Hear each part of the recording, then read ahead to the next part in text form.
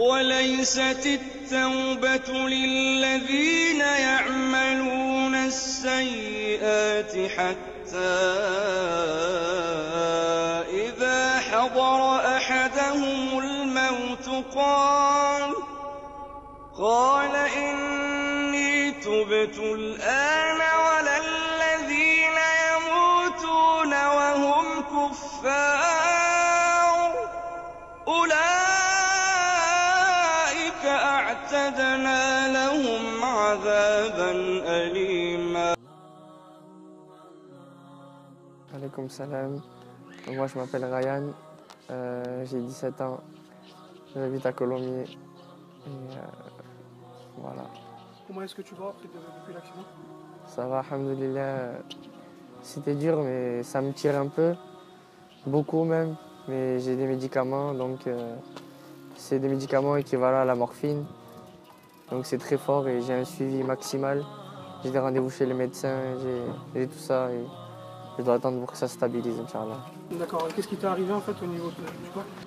J'ai une fracture qui va c'est dans mon dos. J'ai deux fractures. Une qui va à peu près d'ici jusqu'au cou et l'autre qui va du cou jusqu'en haut. Mais du côté de mon dos. Amin. Est-ce que tu peux nous en dire plus sur les circonstances de l'accident? Parce que sur internet il y a beaucoup de choses qui se disent, surtout des mauvaises choses, des mensonges aussi. Il y a beaucoup de vrai, beaucoup de faux, donc on aimerait en fait avoir un éclaircissement de ta part. Oui, bien sûr. Mais en fait, tout a commencé quand on est rentré chez nous pour Sahar, c'est-à-dire le repas du matin avant de couper le jeûne. Le conducteur Oussama, il est venu me récupérer à 3h20 à côté de chez moi. On est parti, on a récupéré les deux frères, Camille et Hazar. Ensuite, on a continué, on a récupéré Wassim. On est passé par la gare de Colomiers, on est passé sous un pont. Ensuite, on est allé jusqu'au Maro, on a tourné à droite. On a fait la longue allée qui mène jusqu'à Njaka. Donc, on commence à rouler et tout ça et on a fait un rond-point, deux ronds-points. Et après, on est arrivé, c'était dans le noir, il n'y avait pas de lumière. Et il y a quelque chose qui nous a coupé la route. On ne sait pas c'était quoi parce qu'on n'a rien vu et ça allait vite. Oussama, par réflexe, il a incliné son volant vers la gauche. Et avec la rapidité à laquelle on était, la voiture, elle a patiné. Elle a patiné. Et par réflexe encore, il a contrebraqué de l'autre côté. Et ça allait encore trop vite. Et encore un autre réflexe. Il a encore contrebraqué de l'autre côté. Après, on a pris le trottoir. Et après, on a éclaté le mur à pleine vitesse. Et on a d'abord éclaté le mur sur le côté. Et après, avec la force du mur, ça nous a fait nous retourner sur le mur. Le mur, il s'est effondré et la voiture, elle s'est retournée. Et donc après, la voiture, elle était tournée. Et donc, moi, j'étais conscient encore. Je criais, je disais, les gars, est-ce que vous allez bien? J'appelais leur prénom. Personne ne me répondait. Après, j'ai vu la tête d'Oussama dans le pare-brise. J'ai eu un réflexe, j'ai mis un coup de pied dans le pare-brise pour que sa tête recule. Après, dans la porte, il y avait un tournevis. J'ai réussi à l'attraper et j'ai éclaté son airbag. J'ai éclaté son airbag et après, j'ai crié, mais personne ne me répondait. J'entendais juste quelqu'un qui respirait fort. Moi, j'avais la respiration coupée due au choc parce que ça m'a fracturé sur le cou. Je cherchais la poignée de ma porte, mais je ne la trouvais pas. En fait, parce que la voiture, elle était retournée. Une fois que j'ai pu saisir la poignée de la porte, j'ai commencé à l'ouvrir, mais une pierre a bloqué la porte. Donc du coup, j'ai mis plusieurs coups de pied pour qu'elle sorte, mais elle n'a pas voulu s'ouvrir. Donc du coup, j'ai visé la vitre jusqu'à ce qu'elle s'éclate. Après, je suis sorti, j'ai ouvert la porte de mes mains. Je suis rentré pour aller voir Oussama. Je le touchais, mais il ne me répondait pas. Et après, je suis sorti, j'ai crié à l'aide, à l'aide. Il n'y avait personne, il était 3h30. Personne n'était là. Donc du coup, j'ai alerté les pompiers, la police et le SAMU. Ils sont tous venus très vite. Il y avait plusieurs voitures de chaque force de l'ordre.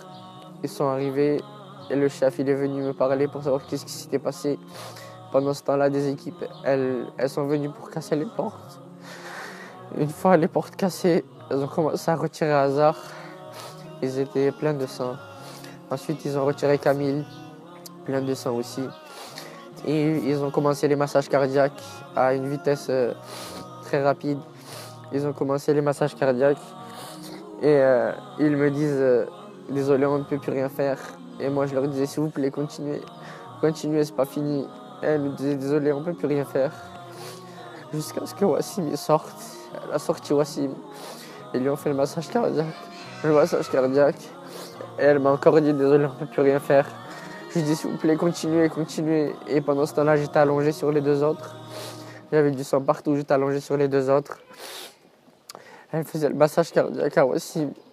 Jusqu'au moment où il a respiré. D'un coup, ils lui ont directement mis le masque.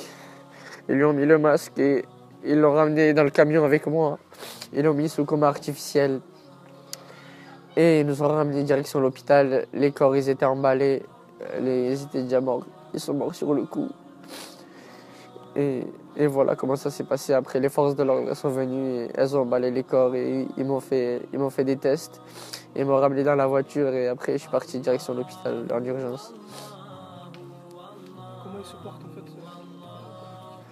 Ça va, alhamdoulilah. Ils ont commencé par le mettre dans un coma artificiel parce qu'il a eu une infection de la rate, des problèmes aux poumons et des problèmes à la colonne vertébrale. L'opération s'est bien passée. Ils ont réussi à recoudre la rate rapidement.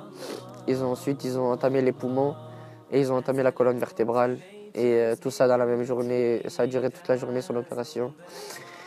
Et après, quand je suis sorti, moi, de ma chambre, il était 17h30. J'avais de la morphine et j'avais le tube qui était encore là. Je suis allé on n'avait pas le droit de lui rendre visite, mais moi, je suis allé avec son père et le chef de la clinique, il m'a autorisé à rentrer. Je suis rentré dans sa chambre et la chambre avec son père et ma mère. Parce qu'il n'y avait que ma mère qui était avec moi. Quand j'ai appelé le secours, elle était avec moi. Après, ils l'ont fait sortir parce qu'ils ont fait un périmètre de sécurité. Donc après, on est rentré dans la chambre et il nous expliquait qu'est-ce qu'il avait, tout ça. Que comme quoi, le coma artificiel, ça permettait de le faire respirer sans qu'il souffre, sans faire d'effort. La machine le faisait respirer. Donc ils nous ont expliqué que son cas s'est stabilisé et qu'ils ont commencé à retirer un peu du coma artificiel. Donc il commençait à respirer un peu tout seul. Et là, il nous a annoncé une bonne nouvelle. Il est allé aux côtés de Wassim et il nous a dit de regarder. Et il lui a crié dans les oreilles en lui disant « Wassim, regarde, t'as de la visite ». Et là, il a ouvert les yeux et il nous a regardé. Donc ça veut dire qu'il arrivait à être en vie un peu. Après, il a refermé les yeux. Il lui a redit une deuxième fois. Il a rouvert les yeux. Après, il a dit « C'est bon, on arrête de le fatiguer ». Donc son cas s'est stabilisé. Pour l'instant, il se réveille, mais petit à petit, ça prendra le temps que ça prendra. Et j'ai reçu un message dans la nuit pour me dire qu'il commençait à bouger un tout petit peu. Mais il se réveille tout doucement. Faut continuer à faire des invocations pour lui et pour qu'Allah l'aide dans cette épreuve. Salam alaikum.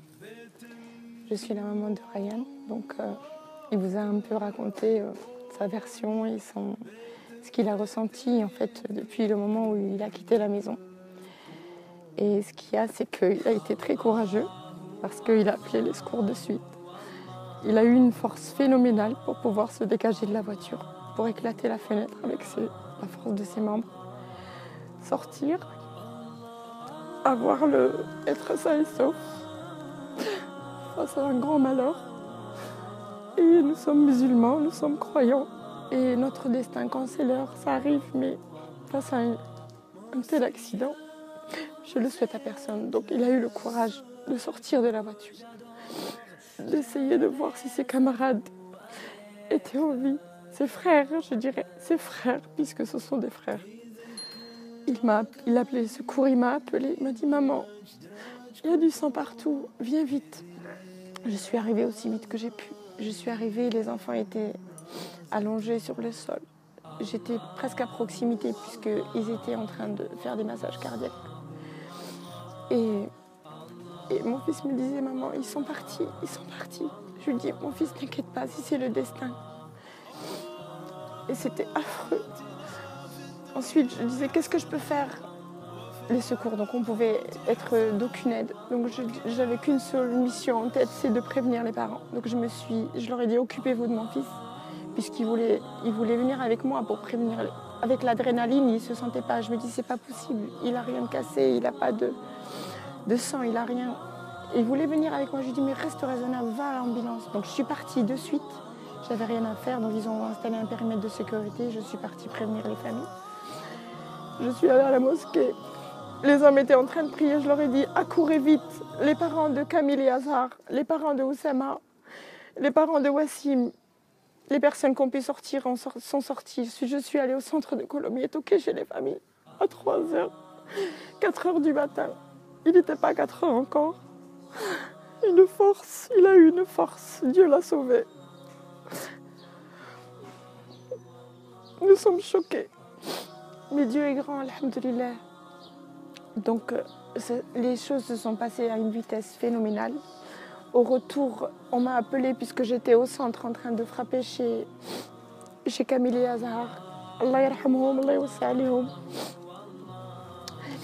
On m'a dit, venez vite, votre enfant va aux urgences. Donc, j'ai eu Ryan au téléphone à ce moment-là. Il me dit, maman, viens, il y a le papa de Camille et Azhar. Je dis, j'ai pas pu contacter sa maman. Il me dit, mais viens, je pars, viens. Donc nous les avons retrouvés sur la rocade avec les gyrophares, arrivés aux urgences. Voilà, ils ont été pris en main. Ça a été atroce. Ça a été d'une vitesse, puisque mon fils est parti, il m'a raconté la soirée qu'ils avaient passée.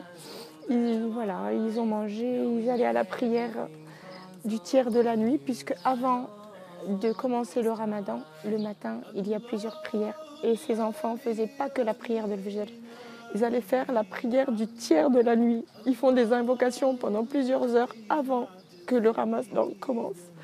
Ce sont des enfants pieux, gentils, qui venaient de préparer les examens du bac. Ils ne font pas de problème. Tous ces enfants sont soudés, c'est une famille. À l'hôpital, tout le monde était là, tout Colomiers était là. Donc juste pour vous dire, c'est une tragédie que je ne souhaite à personne. Il a été courageux. Et je remercie Dieu qu'il soit encore là. Voilà, je vous remercie.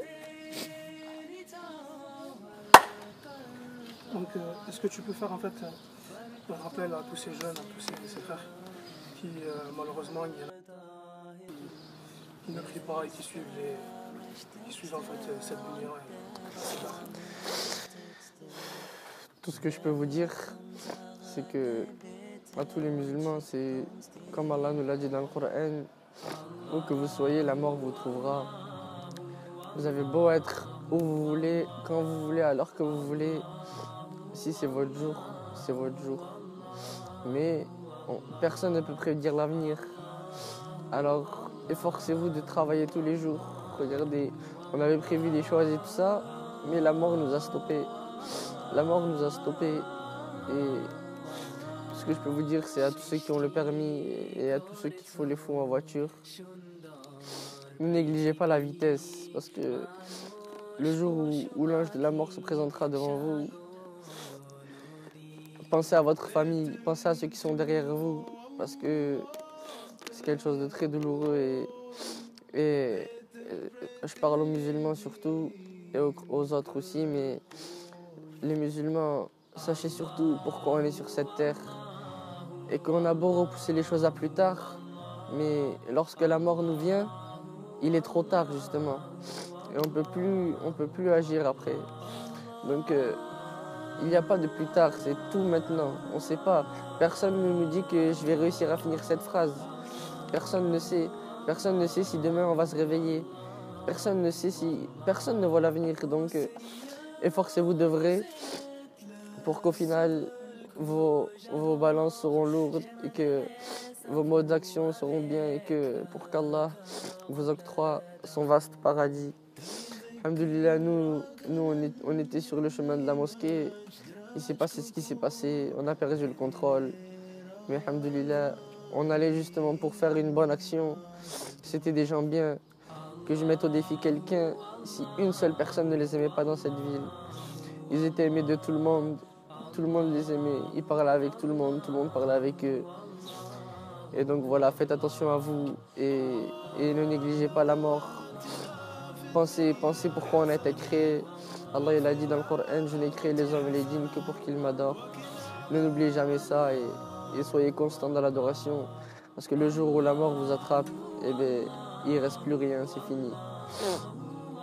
Donc voilà, subhanakallahumma wa bihamdik, ashhadu an la ilaha illa anta astaghfiruka wa atubu ilayk. Voilà, une dernière chose, à tous ceux qui vont à la mosquée et tous ceux qui vont adorer Allah. Certes, on va être jugé selon nos actes personnels, mais n'oublions pas les autres, ne les oublions pas dans nos invocations. Priez pour qu'Allah les accorde au paradis, qu'Allah les accorde au paradis, qu'Allah leur fasse miséricorde, qu'Allah les fasse rentrer dans son paradis, qu'Allah leur pardonne de toutes leurs fautes, qu'Allah nous facilite à moi et Wassim, qu'Allah nous guérisse, qu'Allah fasse qu'on fasse tous partie des habitants du paradis, qu'il nous éloigne des feux de l'enfer, qu'il nous préserve du châtiment de la tombe, qu'il nous permet de rester forts dans la religion, qu'il fasse de nous des enfants pieux et vertueux, qu'il fasse de nous des exemples au bon comportement. Si personne c'était des exemples, on peut rien leur reprocher, c'était pas de leur faute, c'était pas de la faute à Oussama. Et une chose à dire aux médias, il y avait personne qui était sur le terrain. Et j'étais seul et j'ai parlé à personne. Alors évitez de raconter alors que personne n'était là. Vous parlez, mais personne n'était là. Alors évitez de parler pour rien. J'étais seul dans l'accident, j'étais seul à être sorti. Il n'y a personne qui a parlé à personne. Donc évitez de raconter n'importe quoi. Évitez de dire qu'on sortait de soirée. Évitez d'annoncer la mort de personnes alors que vous ne savez même pas ce qu'ils ont. Évitez de parler pour rien dire. Vous avez annoncé ma mort à peu près 50 fois. Vous avez annoncé la mort de Wassim à peu près 50 fois jusqu'à encore aujourd'hui. Vous ne savez pas ce que vous dites, alors ne parlez pas. Si vous n'avez pas des infos sûres de personnes vivantes qui étaient dans cet accident, taisez-vous, abstenez-vous. Et dites que ce que vous savez de vrai. Et voilà. Et voilà, c'est surtout ce que je voulais faire véhiculer. Et voilà, arrêtez de parler pour rien. Wassalamu alaikum.